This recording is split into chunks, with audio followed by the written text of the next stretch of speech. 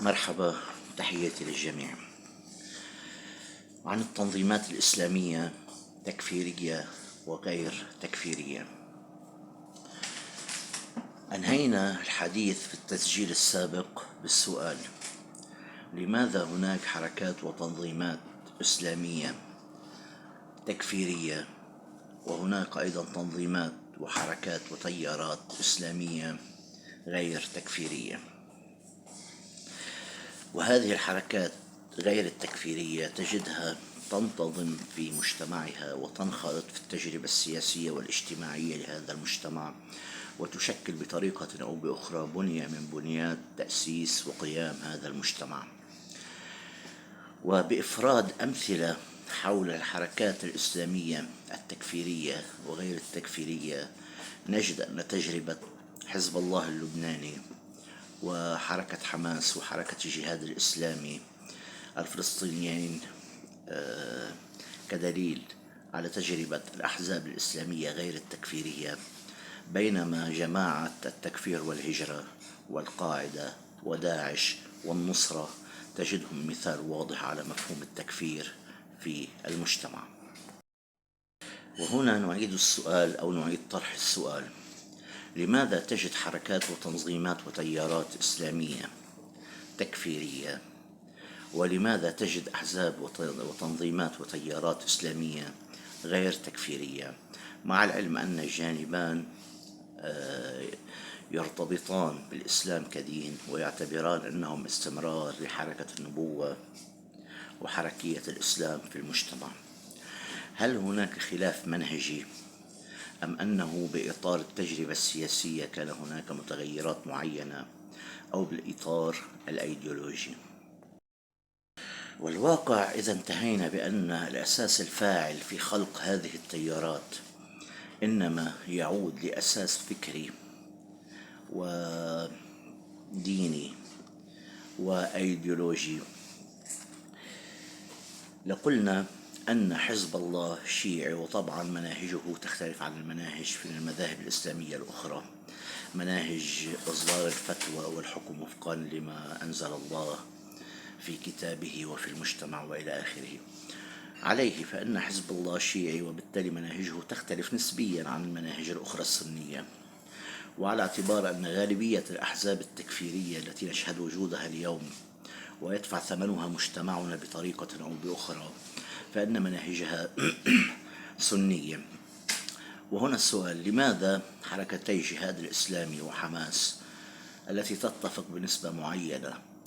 بالأسس الفكرية والمنهجية والفقهية لمذهب أهل السنة بالعموم، لماذا هذان الفصيلان غير تكفيريان، في حين نجد أن الفصائل الأخرى التي ذكرناها ونريد التذكير بها، الهجرة والتكفير والقاعدة والنصرة وداعش، لماذا هؤلاء تكفيريون؟ ومن المناسب الحديث عن أن الحركات التكفيرية السائدة في مجتمعنا والتي يدفع ثمنها مجتمعنا وغير ذلك، وهي على ما هو معلوم القاعدة وداعش والنصرة، تستمد فكرها من حركة الهجرة والتكفير. والواقع أن حركة الهجرة والتكفير كفرت النخبة الحاكمة وكفرت الشعب والجمهور باعتباره لم يثر على الحركات على النخبة الحاكمة التي هي كافرة، وكفرت المشايخ وعلماء الدين لأنهم لم يكفروا المجتمع، يعني كل تكفير بتكفير. ومن الجدير الملاحظة أن أساليب العمل والدعوة التي اتبعتها حركة التكفير والهجرة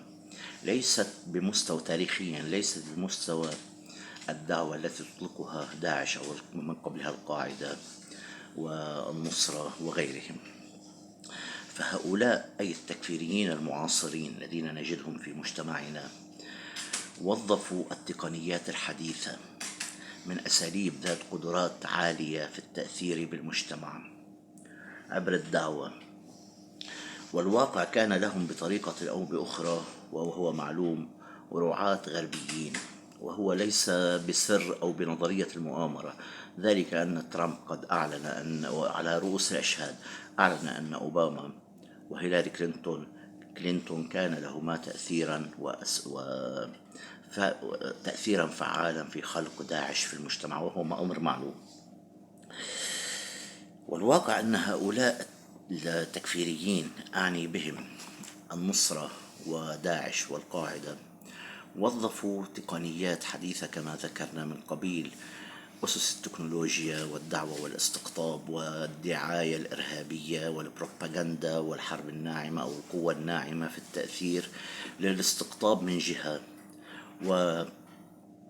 ولإرهاب المجتمع الذي يعتبرونه عدو لهم. فكنت ترى أن الإعدامات لها أسس إعلانية بطريقة معينة. يعني على سبيل المثال عندما نحرق أحدهم وهو في السجن، أو نغرق بعضهم، أو نفجر بعضهم، كل ذلك وفق سياق معين دعوي إن صح التعبير، ومؤثر في المجتمع، وراهب للمجتمع، ومؤسس للخوف من هذه الحركات والتنظيمات الإرهابية التي لم ترعوي عن تنفيذ الجرائم بحق المجتمع وتكفير المجتمع والدور الأساسي في هدم المجتمع وبنياته وأسسه، وهو أمر معروف. ونعيد ونكرر أن علاقة هذه الحركات التكفيرية مع المفاهيم التي انطلقت منذ العولمة وصولا في التسعينات التي أطلقتها أمريكا، وصولا إلى المؤثرات الاجتماعية بوسائل التواصل الاجتماعي والإنترنت والدعاية وإلى آخره، قد لعبت على ما هو معلوم على ما بيناه دورا أساسيا في تعزيز قدراتها وإرهاب الآخرين والدعوة لاستقطاب من يريد الانضمام إلى هذا الفكر الذي يعتبر أنه على حق وأنه يمثل ظل الله في أرضه، متخذين من تجربة القوة الناعمة وبالتحديد السينما والأفلام السينمائية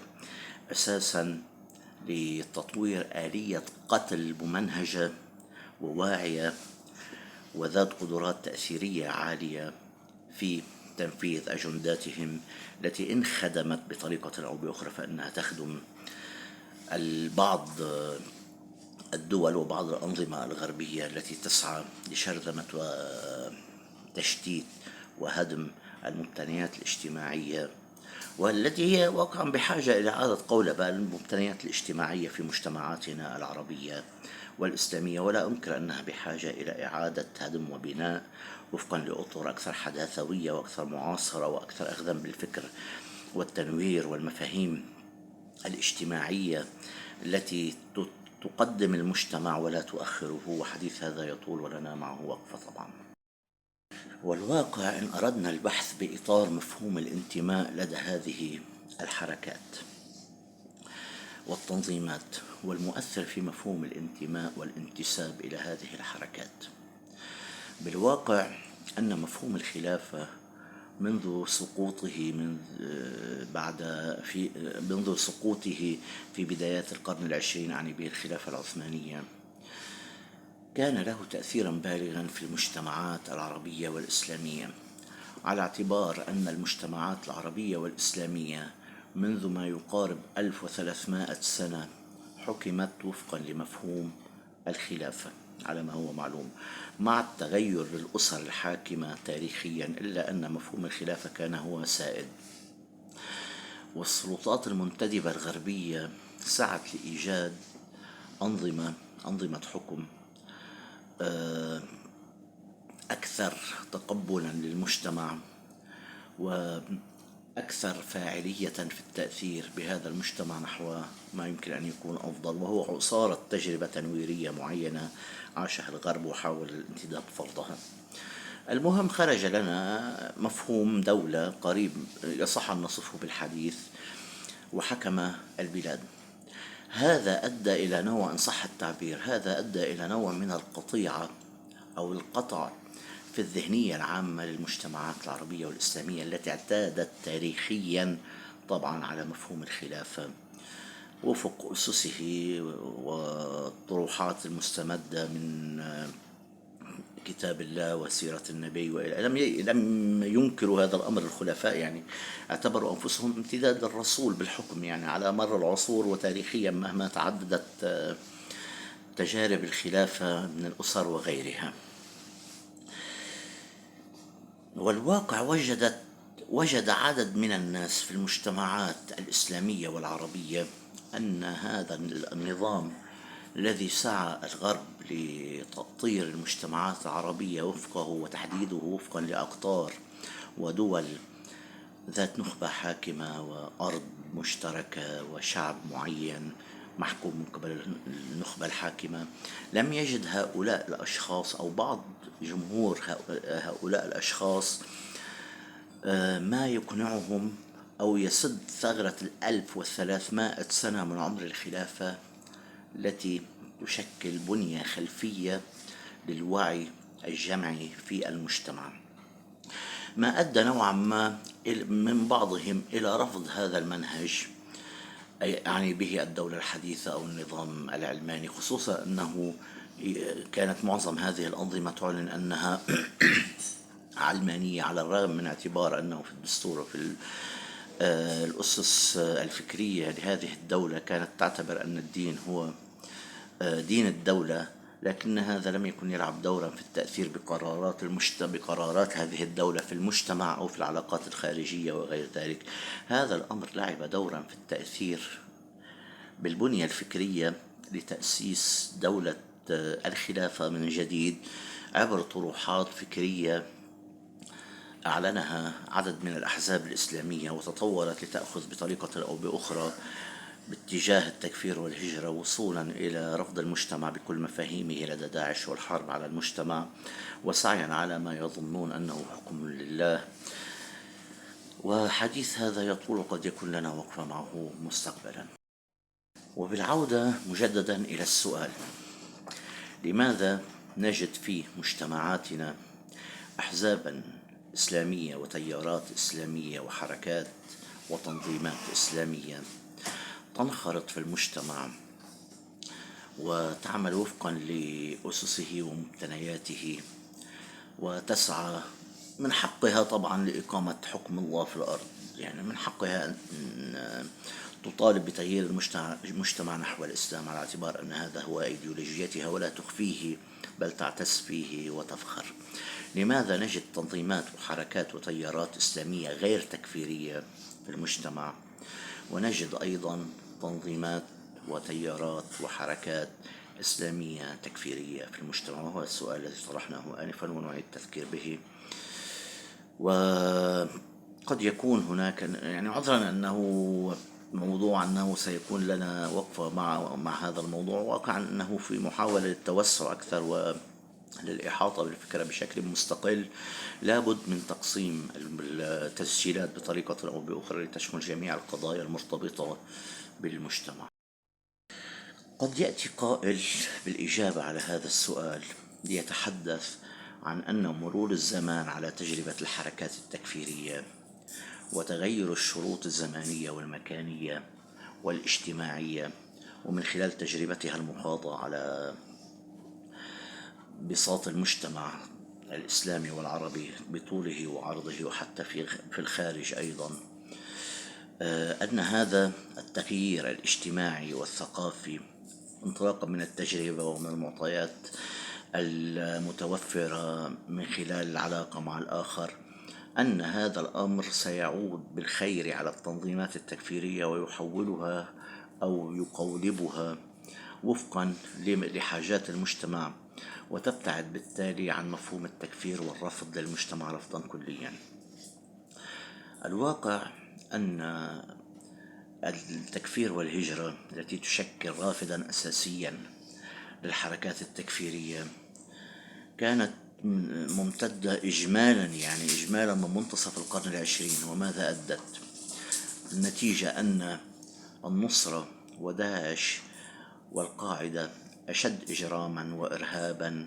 وتكفيرا للمجتمع من التكفير والهجرة، وهذا واضح. فإذا عليه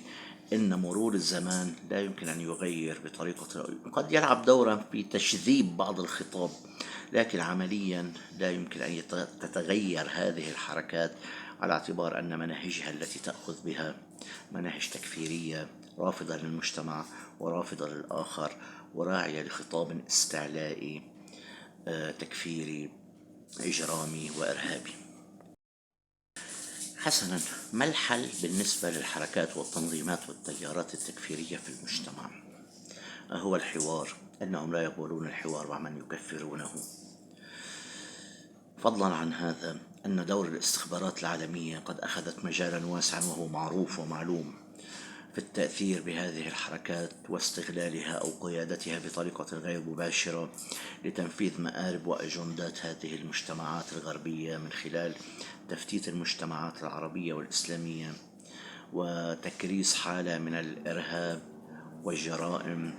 والتفتيت المجتمعي واقعا لتنفيذ مآربها وغير ذلك. وعليه فلا يمكن ولا نرى أنه بالإمكان التعامل مع هذه الحركات أو التنظيمات التكفيرية إلا من خلال الاجتثاث. فلا حل معهم لا بالنقاش ولا بالحوار ولا لا حل مطلقا مع هذه الحركات. فإذا لابد من جرأة فعلية لاجتثاث هذا الفيروس الموجود في مجتمعاتنا وسعي لتخليص مجتمعاتنا وأجيالنا من التأثر بهذا الخطاب التكفيري الرافض للآخر بالمطلق في مجتمعنا. نعود مجددا للسؤال: ما الذي يدفع حزب الله وحماس والجهاد الإسلامي في فلسطين للاندماج في مجتمعهم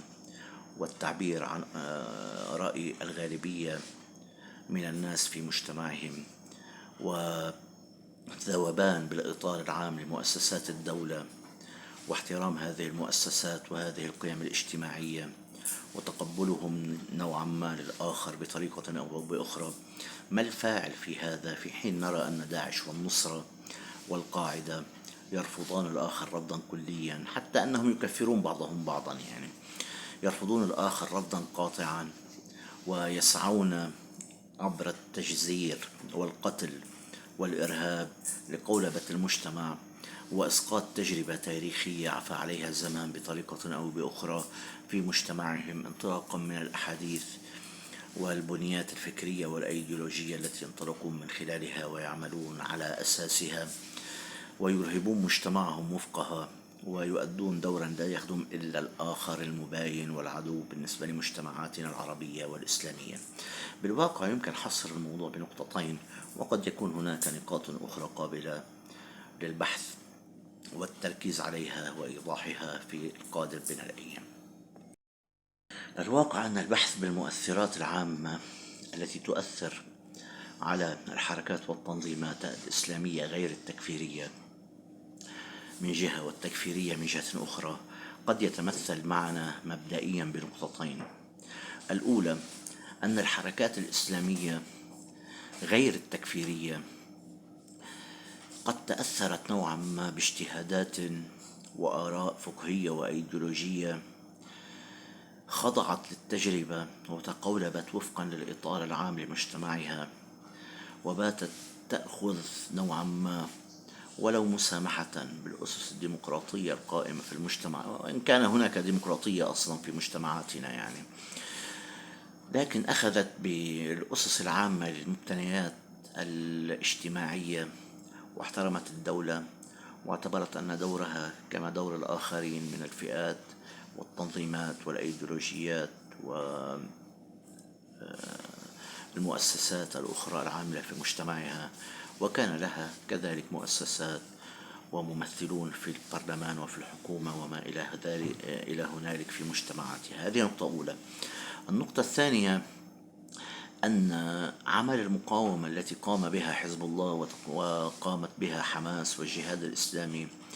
يلعبان دورا كبيرا في تأطير خطاب وطني أساسه الخلاف والعداء لإسرائيل وعدم القبول بها، وقد أنتج هذا أيضا نوعا من شمولية ليست توتاليتارية طبعا، نوع من شمولية الخطاب لقيادة المجتمع وتشذيبه وطرح الأطر الفقهية العامة وفقا لما يرون أنه مناسب في مجتمعهم والسعي لتغيير هذا المجتمع باتجاه ما يرونه أفضل لهذا المجتمع. وكان لهم دورا كبيرا في دحر الاحتلال الإسرائيلي عن لبنان، وفي قتال الإسرائيلي في فلسطين المحتلة وغير ذلك كثير. في حين أن الحركات التكفيرية بمجملها لم توجه حتى رصاصة واحدة باتجاه العدو الإسرائيلي. وشكرا، ويعطيكم العافية.